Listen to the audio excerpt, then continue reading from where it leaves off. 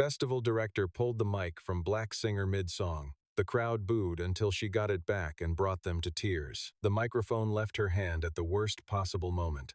She was 4 bars into the bridge, the part of the song where everything the previous 3 minutes had been building toward finally arrived, where her voice was supposed to lift and open and do the thing it had been doing since she was 6 years old in a church in Gadsden, Alabama, the thing that made people go still without knowing why. And the festival director's hand came from her left side and took the microphone out of her grip. The way you take something from a child, quickly, before they can react, with the complete confidence of someone who has never once been made to account for a decision. The feedback shriek from the disconnected mic hit the speakers first, then the silence, then the crowd. The booing started in the third row and moved backward through 12,000 people like a wave finding its shape, growing louder as it found more voices to carry it, until it was the only sound on the festival grounds at Harmon Park on that Saturday evening in June, louder than the stage monitors, louder than the generator hum behind the main tent, louder than the highway a quarter-mile east that you could always hear between sets if the wind was right. The festival director, a man named Jeffrey Crail, stood at the edge of the stage with the microphone in his hand and his other hand raised, palm out, in the gesture of a man who believes that a crowd of 12,000 people will settle down if he asks them to with sufficient authority. They did not settle down. The woman he had taken it from stood at the center of the stage in a gold dress that caught the last of the evening light and did not move, and the expression on her face was not what most people expected it to be. It was not devastation. It was not fury. It was something more difficult to read and more difficult to withstand the expression of someone who has been here before, in different rooms and in different ways, and who has learned that the moment after the worst thing is where you find out what you are made of. She knew what she was made of. In 4 minutes, Jeffrey Crail would be standing at the edge of that same stage in a very different posture, and 12,000 people would be doing something entirely different with their voices. Nah. He walked up mid-song and took the mic out of her hand. Mid-song, in front of 12,000 people, and she just stood there, in that gold dress, in that silence. And the crowd lost it. We have to go back to the beginning because you cannot understand what happened in those 4 minutes without knowing who Marlo Estes is. Let's get into it. She had been born Marlo Denise Estes in 1984, the only child of a woman named Ruthann Estes, who worked the early shift at a textile processing plant in Gadsden, Alabama, and sang in the choir at Greater Shiloh Baptist Church every Sunday morning with a voice that the choir director, Brother Tobias, described as the sound the congregation makes when it finally believes what it's been saying all service. Ruthann was not a professional singer. She had never tried to be. She had married young and then unmarried young, and had raised Marlo in a 2-bedroom house on a street where the oak trees were old enough to have opinions, in a neighborhood where everyone knew everyone's car and most of their business and some of their secrets. The house had a porch that faced west, which meant that in summer the evenings were long and golden and that Ruthann and Marlo spent them there most nights. Ruthann in the aluminum chair with the woven plastic seat that had been there since before Marlo was born, and Marlo on the porch boards with her back against the railing, watching the light go. Ruthann sang sometimes on that porch, not performing, not even fully aware she was doing it, just releasing whatever had accumulated in her during the day through the most natural channel available to her. Marlo listened.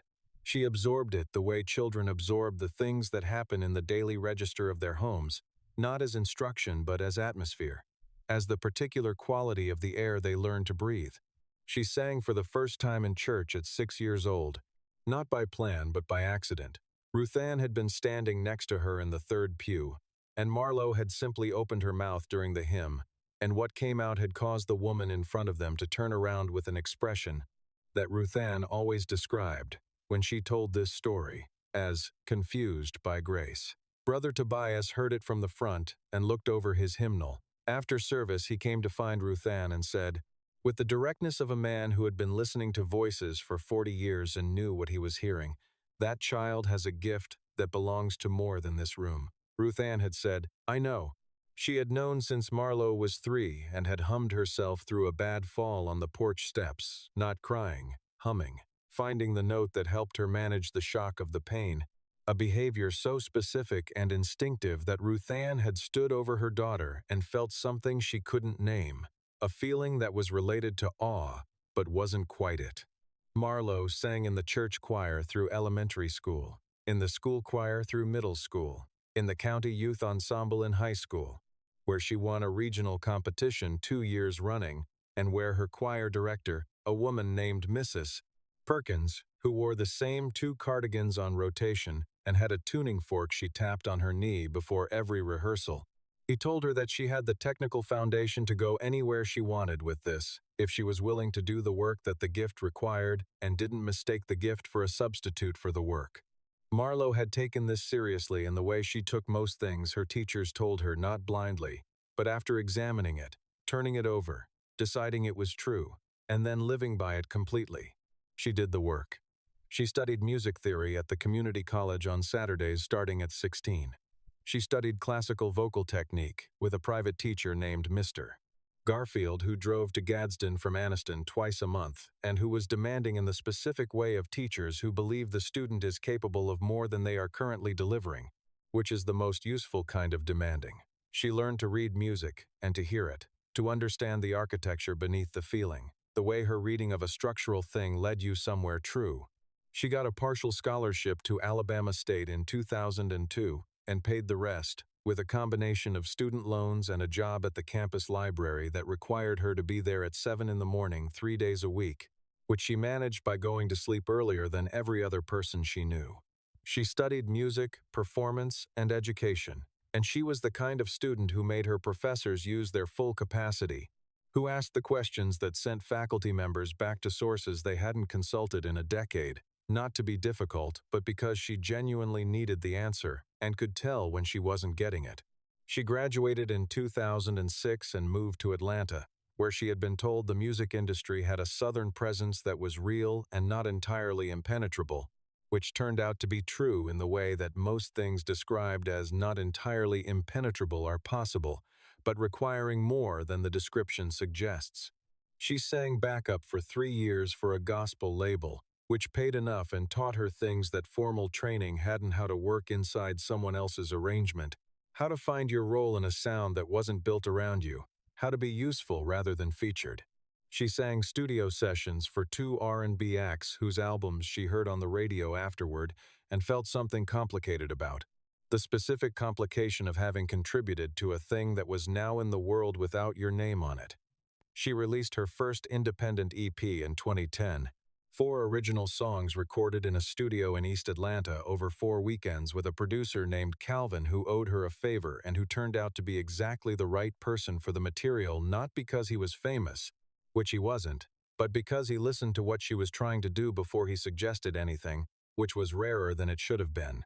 The EP was soul in the tradition that meant something specific, rooted in gospel, honest about pain, reaching towards something the pain was a road to. It sold modestly.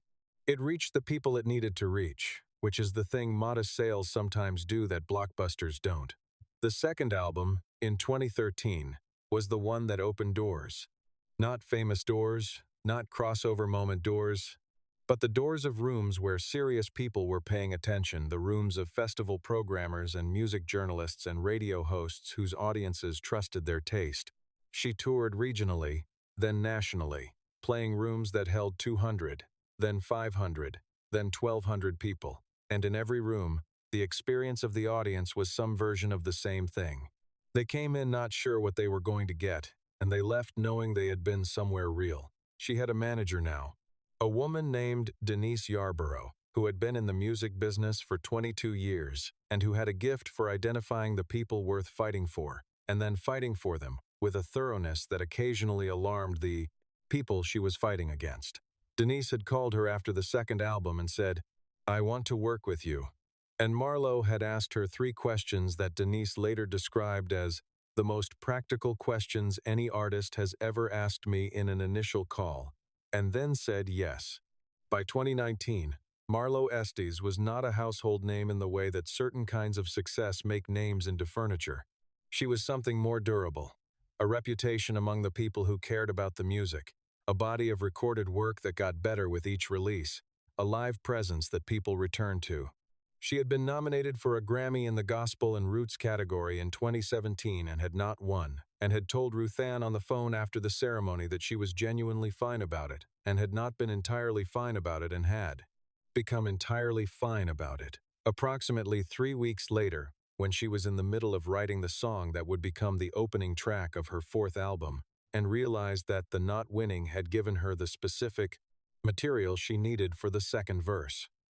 She had been invited to perform at the Harmon Park Arts and Heritage Festival, a 3-day summer festival in a mid-sized city in the Southeast, established 11 years earlier as a celebration of regional arts and culture, which had grown from a small local event into something that drew 12,000 attendees on its Saturday evening programming by the festival's Music Programming Committee, which had been advocating for her booking for 2 years against resistance from the festival's executive director. The executive director was Jeffrey Crail. Jeffrey Crail had founded the Harmon Park Arts and Heritage Festival in 2008 with a $30,000 grant from the city's Arts Commission and a vision that he described in the original grant application as a celebration of the region's full cultural heritage, and that had, in practice, over 11 years, come to mean something narrower than that language suggested.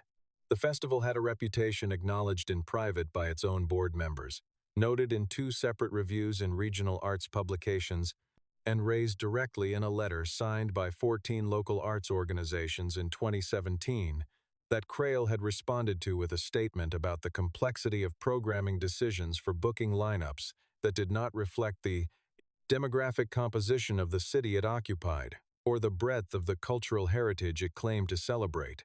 Crail was 61 years old and had a background in event management and a particular certainty about what his audience wanted that he had maintained against considerable evidence to the contrary. He wore a headset at all festival events and carried a clipboard that he didn't write on very often but held with the authority of someone for whom clipboards are a statement. He had agreed to book Marlo Estes this year under pressure from his programming committee and from 2 board members who had told him, separately and then jointly, that the festival's sponsorship conversations were being complicated by questions about its programming philosophy that were becoming harder to answer. He had placed her in the Saturday evening slot, the premium slot, the one that the festival's largest crowd attended in a way that he had framed internally to himself as generosity and that the programming committee understood as a calculation. If it went well, it was evidence of the festival's range. If it went poorly, it was evidence that his original instincts had been correct.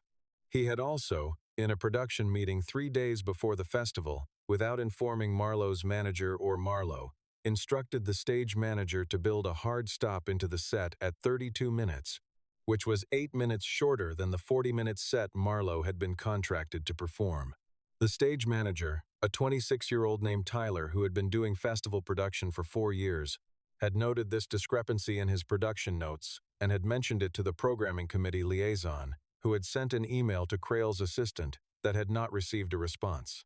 Tyler had flagged it a second time, to Crail directly, the morning of the performance, standing outside the production tent with his headset around his neck and his production binder in his hand, and Crail had said, 32 minutes.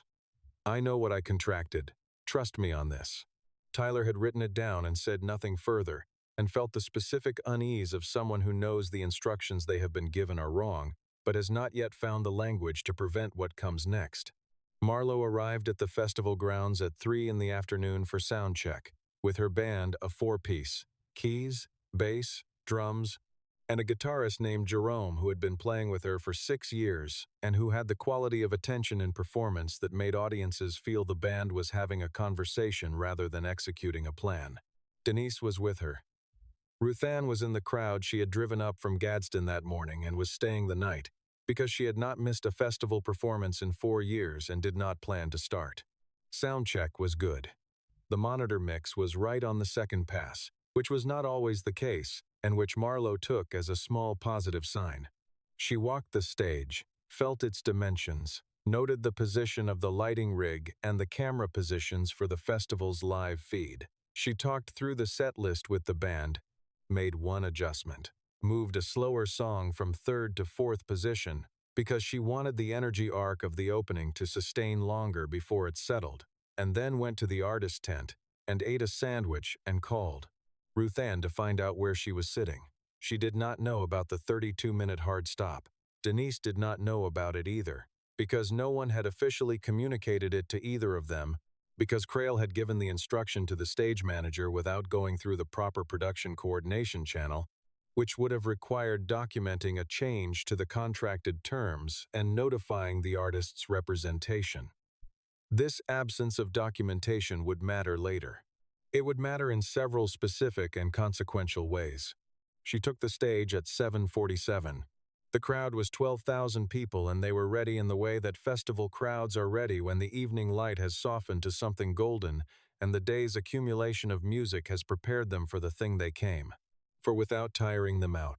They responded to her entrance with the warmth of welcome rather than the noise of recognition. Not all of them knew her name yet, but the 3 songs she opened with were doing the work of introduction in real time, and by the end of the second song, the response had shifted from warmth to the particular electrified attentiveness of an audience, discovering something.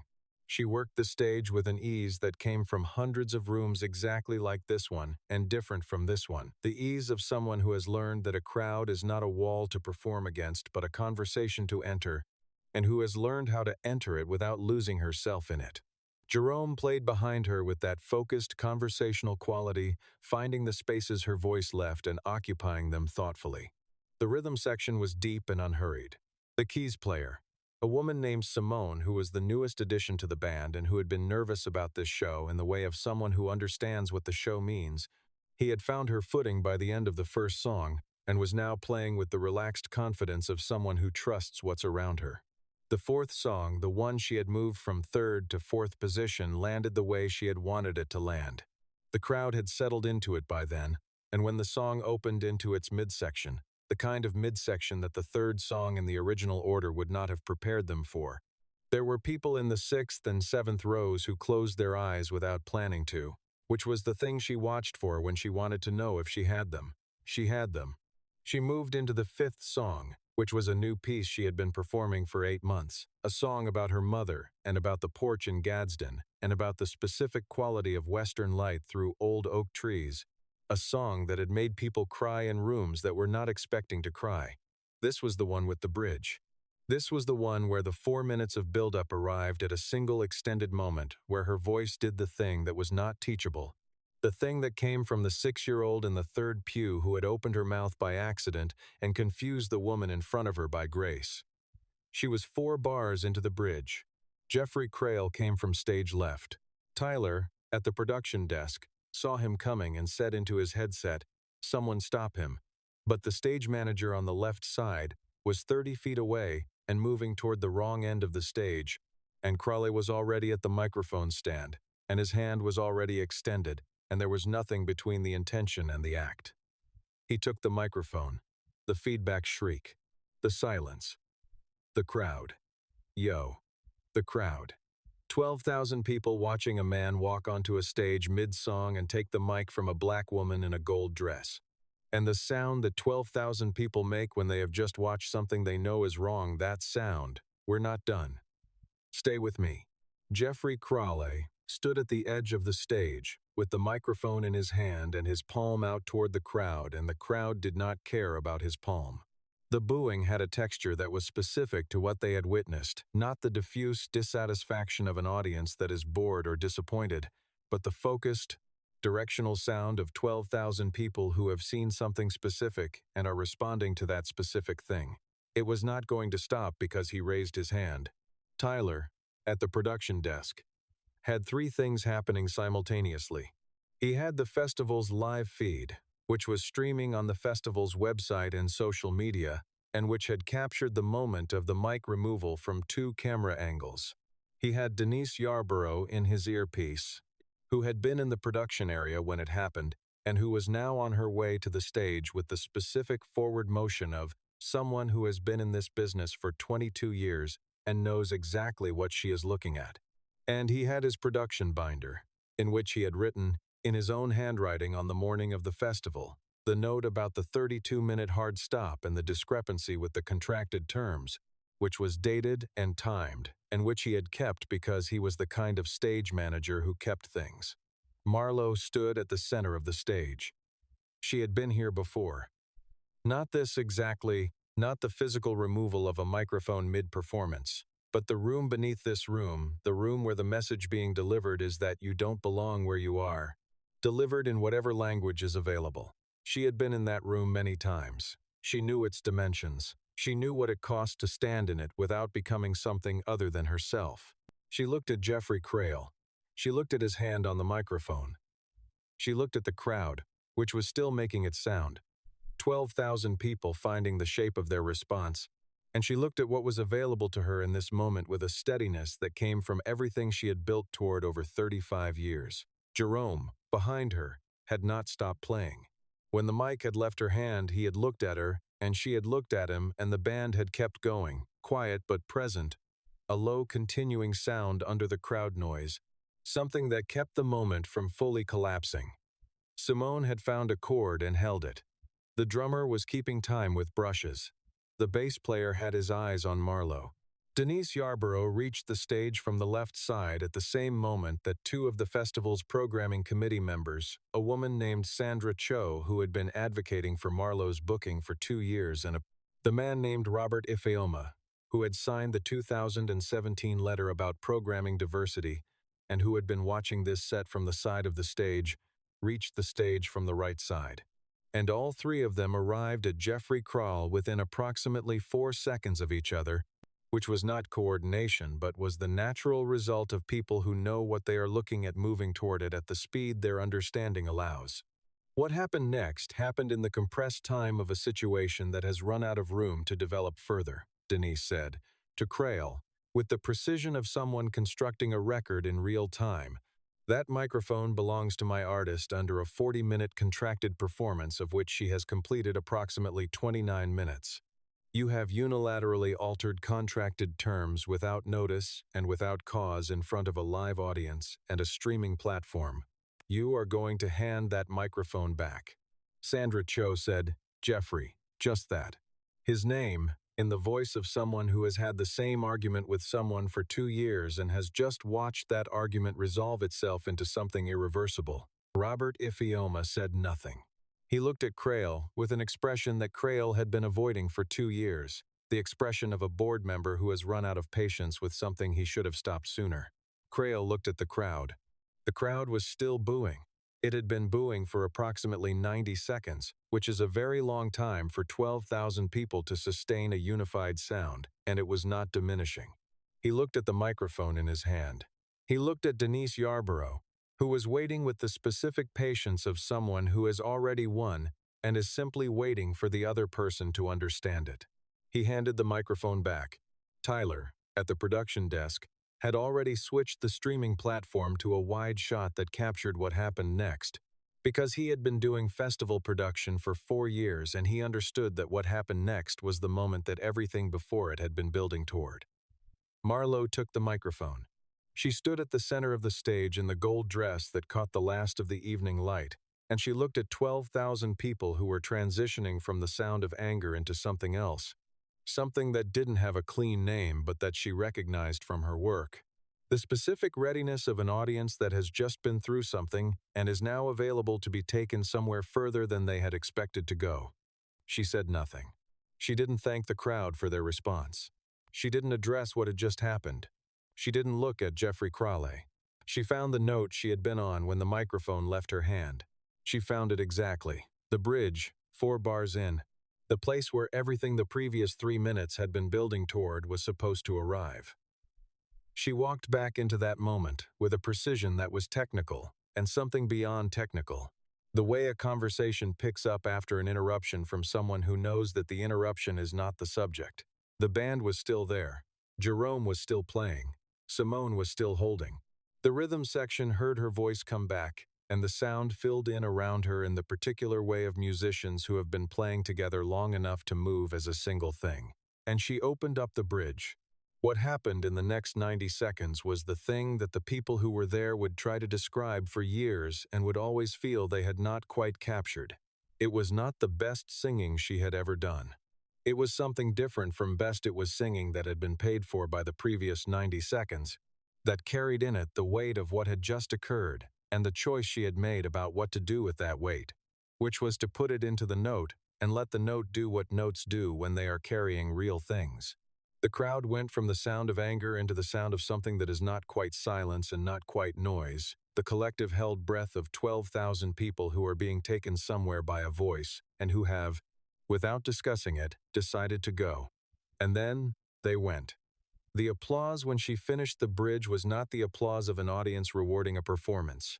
It was the applause of an audience that has just had something happen to them and is expressing it the only way a crowd of 12,000 people in an outdoor venue has available, which is with their hands and their voices, loud and sustained and rising. She finished the song. She finished the set. She played the full 40 minutes, 11 minutes past the 32-minute hard stop that Jeffrey Crawley had quietly built into the production schedule. Tyler did not enforce the hard stop. He sat at the production desk and let the set run and watched the streaming numbers climb and wrote nothing in his production binder because there was nothing left to write. The record was already made. The festival's live stream clip of the moment from the mic being taken through the return and the bridge was online within 2 hours. By midnight, it had been viewed 400,000 times. By the following morning, 1.2 million. By the end of the week, it had been viewed by 11 million people and had been written about in 17 music publications, 4 general news outlets, and 1 long-form essay in a cultural criticism magazine whose author had been looking for a specific example of something she had been trying to write about for a year and had found it in a gold dress at Harmon Park. The essay was titled, "The Microphone That Was Returned." It was about what it means to keep singing. Jeffrey Crail issued a statement through the festival's communications office the day after the performance. The statement said that the festival regrets any disruption to Saturday evening's programming and that the festival remains committed to celebrating the full range of the region's artistic heritage. It did not contain an apology. It did not contain his name. It used the passive voice in every sentence that described the specific action that had occurred. The festival's board convened an emergency meeting 4 days after the performance. The meeting lasted 3 hours. 2 of the board members who had been in the room that night, Sandra Cho and Robert Ifeoma, who had been on the stage, had requested the meeting and had prepared a document that included Tyler's dated production notes, the contracted terms of Marlowe's performance, a timeline of the changes made to the production schedule without artist notification, and a summary of the festival's programming record over the previous 11 years, including a demographic analysis that the 2017 letter had requested and that had never been formally produced. They produced it now. It took them 12 pages. Jeffrey Crail resigned from his position as executive director 6 days after the performance, in a letter that cited the desire to allow the festival to move forward in a new direction, and that contained no acknowledgement of what had occurred on the Harmon Park stage. The board accepted the resignation the same day. At a press conference the following week, Sandra Cho, who had been named interim executive director pending a formal search, read a statement that was 6 paragraphs long and that said, in its 3rd paragraph, in language that was precise and unambiguous, "The festival acknowledges that what occurred on Saturday evening was wrong. A contracted artist was removed from performance without cause or notice in a manner that was both a breach of her contractual rights and a public act that does not reflect the values this festival was founded to represent. We offer our direct and unreserved apology to Marlo Estes, to her team, and to the 12,000 people who witnessed it and deserved better from us." The apology was not read by Jeffrey Crail. Jeffrey Crail was not at the press conference. He was, by the time it occurred, no longer associated with the festival he had founded, which was now in the hands of people who understood what the word heritage was supposed to mean. Denise Yarborough had sent a letter to the festival's legal counsel the morning after the performance, a letter that her own attorney had reviewed before it was sent, which documented the contract terms, the unilateral modification, the absence of required notice, and the specific language in the performance agreement regarding completion of contracted programming. The letter invited the festival to engage in good faith resolution of the breach. The festival engaged. The resolution was reached in 3 weeks. Its terms were confidential, as these terms typically are, but what was not confidential because Marlo and Denise had insisted it be a condition of any agreement was a public commitment from the festival to a restructured booking process that required transparent demographic, reporting of its lineup annually, an artist advisory committee with binding input into programming decisions, and a minimum commitment over the following 3 years to ensuring that the festival's programming reflected the demographic composition of the city and the breadth of the cultural traditions the festival claimed to represent. The restructured process was announced at the same press conference as the apology. Sandra Cho said that the changes were not a response to public pressure, but an acknowledgement of what the festival should have been doing for 11 years and had failed to do. This distinction mattered to her. She said it twice. Ruth Ann Estes had been in the 12th row when the microphone was taken. She had been sitting with her hands in her lap, and her program folded once along its spine, which was how she held it during Marlowe's sets, because she had learned over 4 years of watching her daughter perform that she needed her hands to be still and available during the music. When the mic was taken, she had felt something move through the crowd around her before she fully processed what she had seen, the wave of collective response finding its sound, and she had sat with her hands in her lap and watched the stage and waited. She had watched Marlowe find the note. She had heard the bridge. In the row behind her, a woman she had never met put both hands over her mouth, and then took them away, and then put them back again, not quite believing what she was hearing. And Ruth Ann understood the gesture completely, because she was managing the same impulse by pressing her folded program between both palms and holding very still. After the show, she waited at the barrier with the other people who were waiting, and when Marlowe came through the crowd to find her, she didn't say anything about the bridge or the mic or what had happened. She took her daughter's face in both hands the way she had when Marlowe was small and hurt or frightened, and she looked at her, and Marlowe looked back, and Ruth Ann said, "You stayed in the song." Marlowe said, "I learned it from you." Ruth Ann said, "No, I gave you the start of it. What you did with it, that's yours." They stood in the parking area with the festival noise still moving around them and the evening finally fully dark, and Marlowe put her head on her mother's shoulder for a moment. Just a moment. The brief restorative contact of someone who has done something hard and is locating herself again in the world that holds the person who made her. Then, she stood up straight. Jerome was waving from the van. The drive home was 4 hours, and they had an early morning. She released the recording 6 weeks later. It was not planned as a release.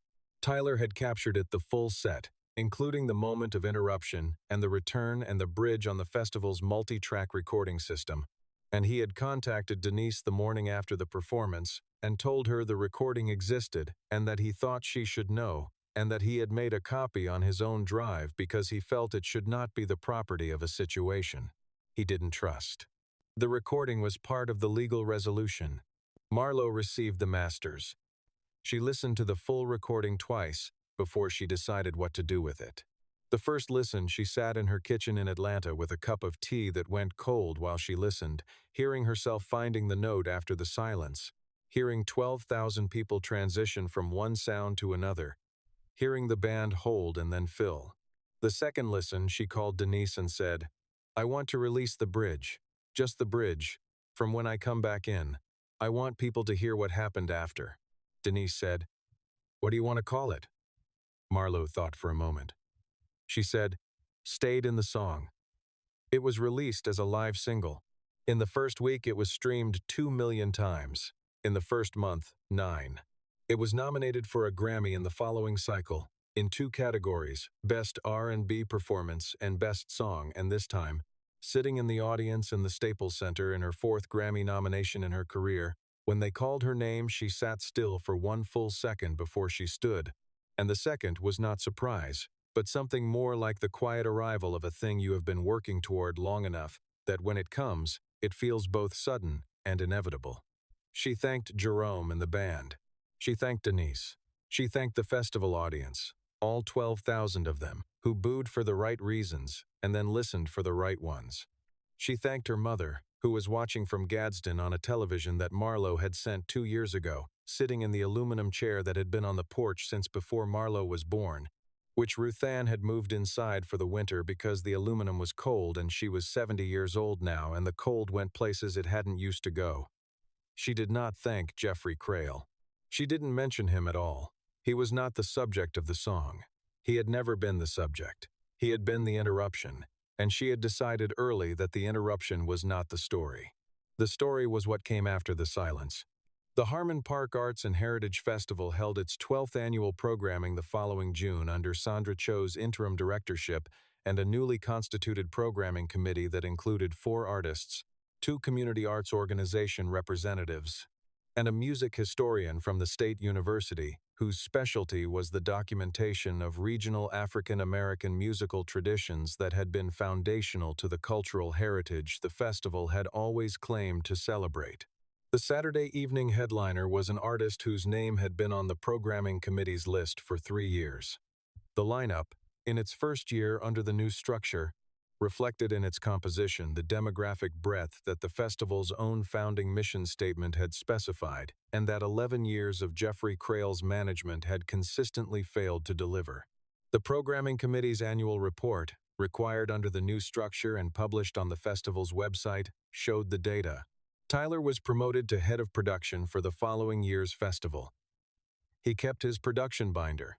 He kept the page with the dated note about the 32-minute hard stop because he was the kind of stage manager who keeps things, and because he had learned that a dated note in a production binder can be the difference between an account and an argument, and he intended to always be on the side of the account. Marlowe's 4th album, released the year after the Grammy, opened with the studio version of Stayed in the Song, which was different from the live recording in its arrangement but identical in its intent. The bridge arrived at the same place, at the end of the same build-up, and did the same thing. Music journalists noted that the studio version lacked the specific charge of the live recording, which was true, because the live recording had been paid for by something the studio could only represent. The essay in the cultural criticism magazine The Microphone that was returned was included in a Best American Essays anthology the following year. The author had sent Marlowe an advance copy with a note that said only, "Thank you for staying in the song." Marlowe had written back, "Thank you for hearing what it cost." She kept the note. She did not write it in the blue notebook that was Adiza's habit and Ruthan's habit and Chidinma's habit before them, the mothers and their records, but she kept it in the pocket of the gold dress, which she had dry cleaned and hung in a garment bag in the back of her closet, and which she would wear twice more in her career. At moments she selected with the specific intentionality of someone who understands that certain garments have been paid for in a currency beyond money and should be worn accordingly. The porch in Gadsden was still there. The oak trees were still there, old enough to have opinions about the people who had grown up under them. Ruthann was still in the aluminum chair on summer evenings. Released now from the plant that had taken her early shifts for 22 years, and living in the particular freedom of retirement that is both easier and stranger than the years that preceded it, she sang sometimes. Not performing, just releasing what the day had accumulated, through the most natural channel available to her. The neighborhood could hear it, sometimes, on quiet evenings. The sound moved through the old oak trees and down the street and sat in the golden light the way it always had, the way it had when a small girl listened and absorbed it as atmosphere, as the particular quality of the air she learned to breathe. That girl had stayed in the song. She had always stayed in the song. See, okay, I need a moment. Because this one asks something of me to tell. And I think it's asking something of you to hear. 12,000 people watched a man walk onto a stage and take a microphone from a black woman in a gold dress, mid-song, mid-bridge, at the exact moment when the thing she had spent 35 years building toward was arriving. And she stood in that silence, and she found the note, and she came back in, not because she wasn't hurt, not because what happened didn't matter, but because the song was real, and the silence was not going to be the last word. This story is fiction. Marlowe and Ruthann and Jeffrey Crail and Harmon Park are constructed for this telling, but the pattern is documented. Festival stages and concert venues and recording studios and every room where music is made and curated and controlled have their Jeffrey Crails, their quiet alterations to contracted terms, their 32-minute hard stops built into schedules without notification. The music that doesn't get made because the room closes before the bridge. That is not fiction. And neither is this. 12,000 people booed. They saw something wrong and they made the sound that wrong things deserve. And then, when the mic came back, they listened. Both of those things matter. The boo and the listening. You need both. So here's what I want to know. Have you ever been 4 bars into your bridge when someone took the microphone? And what did you do in the silence? Leave it in the comments. Because the space between the mic being taken and the mic coming back, that's the space this community was built for, and I want to hear what you did there. If this one stayed with you, hit like so more people find it. Share it with someone who needs to be reminded that the interruption is not the story. Subscribe if you're not here yet, because we come back every week and every week we find another bridge that somebody stayed in when the room went quiet. We'll see you next time. Let's get into it.